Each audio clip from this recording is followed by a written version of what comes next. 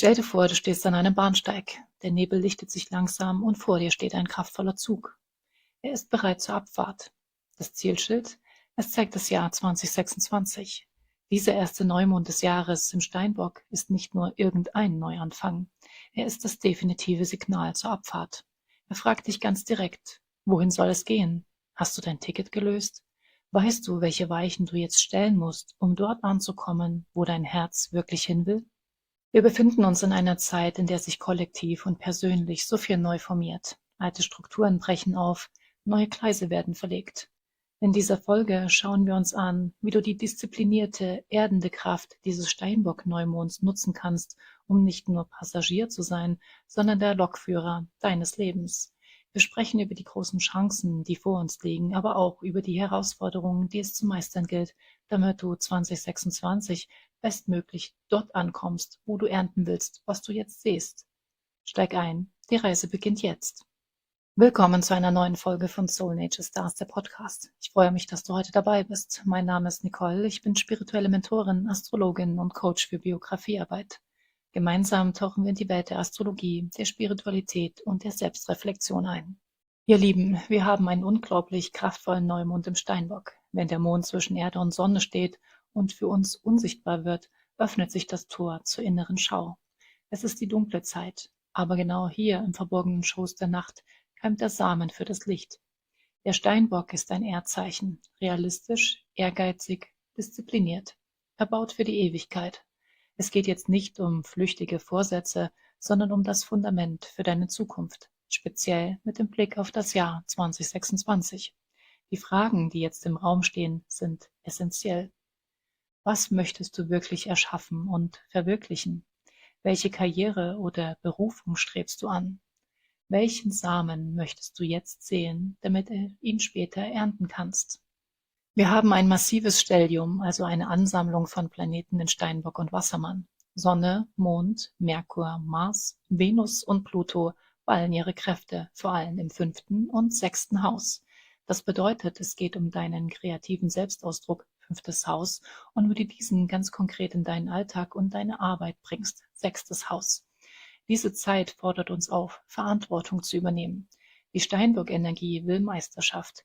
Die Herausforderung ist, nicht in starre oder übermäßige Strenge zu verfallen, sondern die Disziplin als Werkzeug der Freiheit zu nutzen. Mit dem Stellium im Wassermann kommt der visionäre Aspekt dazu. Wir dürfen das Alte ehren, Steinbock, aber müssen es neu denken, Wassermann. Das kann sich manchmal wie ein innerer Spagat anfühlen, ist aber genau der Treibstoff für Innovation. Lasst uns tief in die Wetterkarte für diesen Neumond schauen. Wir haben hier eine unglaublich dichte Energie, denn der Mond geht Verbindungen mit fast allen wichtigen Spielern ein. Hier sind die 9 Aspekte, die deine Reise ins Jahr 2026 beeinflussen können. Mond, Konjunktion Sonne, das ist unser Hauptakteur, die klassische Neumondstellung. Es ist der Aspekt des absoluten Neubeginns. Es geht hier nicht um Schwäche, sondern um die Chance, karmische Altlasten hinter dir zu lassen. Du ziehst jetzt die Lehren aus der Vergangenheit, um das Fundament für deine Zukunftsvisionen zu gießen. Mondkonjunktion Merkur. Dein Verstand und dein Gefühl arbeiten jetzt Hand in Hand. Du bist geistig hellwach und hast eine schnelle Auffassungsgabe. Das ist perfekt für die Planung. Achte nur darauf, nicht zu egozentrisch zu denken oder Angst zu haben, dass emotionale Ansprüche anderer dich einschränken. Sprich offen darüber. Mond-Konjunktion Venus. Dieser Aspekt bringt Anmut und einen persönlichen Zauber in die ernste Steinbockzeit.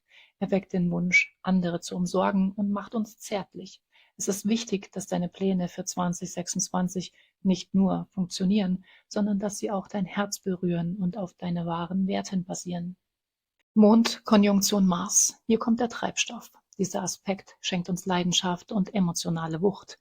Aber Vorsicht, die Lunte ist kurz. Es kann zu Auseinandersetzungen kommen, oft familiär oder in Partnerschaften, wenn diese Energien nicht kanalisiert wird. Nutze diese Power lieber als Antriebsmotor für deine Projekte statt für Konflikte. Mondopposition Jupiter. Hier liegt die Herausforderung dieses Neumonds. Eine Opposition verlangt Balance. Vielleicht schwankst du zwischen dem Wunsch nach Sicherheit, Steinbock, und absoluter Freiheit, Jupiter, oder zwischen Heimat und Fernweh. Pass auf, dass du nicht nachlässig wirst oder Dinge versprichst, die du nicht halten kannst. Kläre innere Konflikte, bevor du losfährst.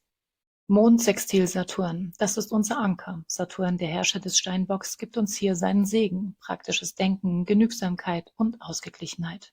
Dieser Aspekt unterstützt alle finanziellen und beruflichen Vorhaben, solange sie realistisch sind.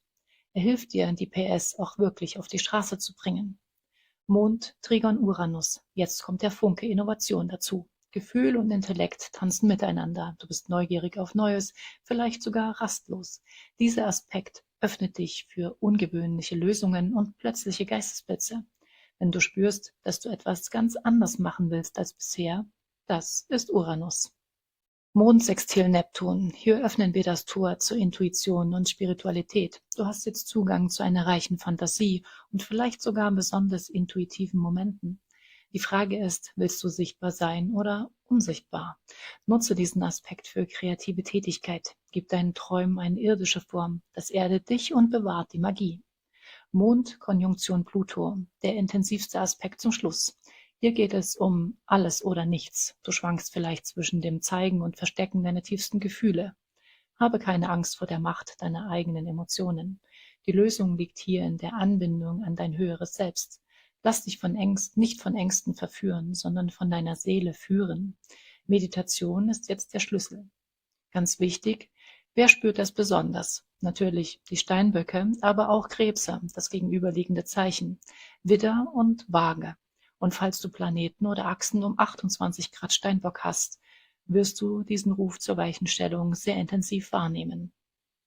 Wie kannst du diese Zeit nun bewusst nutzen? Denke langfristig. Lass dich nicht vom hektischen Alltag ablenken. Nimm dir Zeit für die Big-Picture-Planung. Verbinde Innen und Außen. Wie kannst du deine innere Wirklichkeit verändern, um deine äußere Realität bewusst zu gestalten? Gemeinschaft. Mit der Betonung des Wassermanns und des 11. Hauses, wo Jupiter im Krebs steht, wie ist dein Bild der Gemeinschaft? Was wünschst du dir für die Welt? Deine Energie beeinflusst das Kollektiv. Hier sind ein paar Reflexionsfragen für dein Journaling. Wenn mein Leben ein Zug ist, der 2026 ankommt, wie sieht der Zielbahnhof aus? Wer wartet dort auf mich? Welche Weiche muss ich heute stellen, um nicht auf dem alten Gleis weiterzufahren? Wie kann ich meine Kraft verantwortungsvoller nutzen, um mehr Liebe und Fülle zu geben und zu empfangen? Um diese Energie zu verankern, lade ich dich zu einem kleinen Ritual ein. Räuchern und reinigen. Kläre deinen Raum und dein Energiefeld traditionell mit Weihrauch oder Salbei. Der Steinbock liebt klare Strukturen. Kristallarbeit. Ein Bergkristall, der traditionell für Klarheit steht, oder ein Rauchquarz, symbolisch zur Erdung und Fokussierung deiner Ziele, sind jetzt ideale Begleiter. Ätherisches Öl. Zeder oder Vetiver. Diese erdigen Düfte begleiten dich symbolisch dabei, deine Visionen im Hier und Jetzt zu verwurzeln und unterstützen symbolisch dein Gefühl von Standfestigkeit. Werbung. Passende Produkte habe ich dir in der Videobeschreibung bzw. in den Shownotes verlinkt. Kommen wir zum Ritual.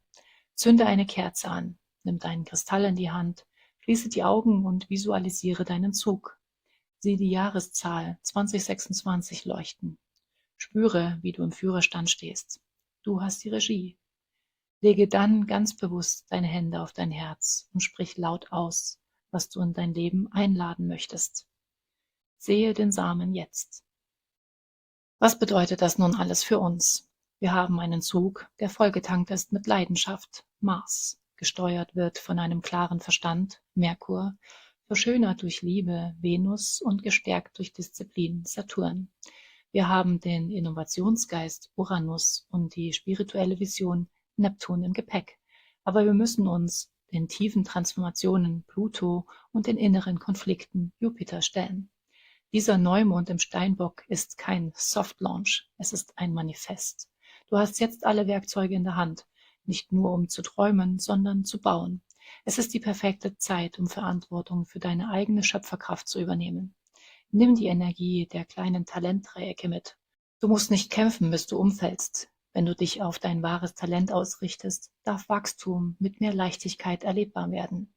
Es darf ein stilles Absorbieren von Erfahrungen sein, das dich zur Meisterschaft führt.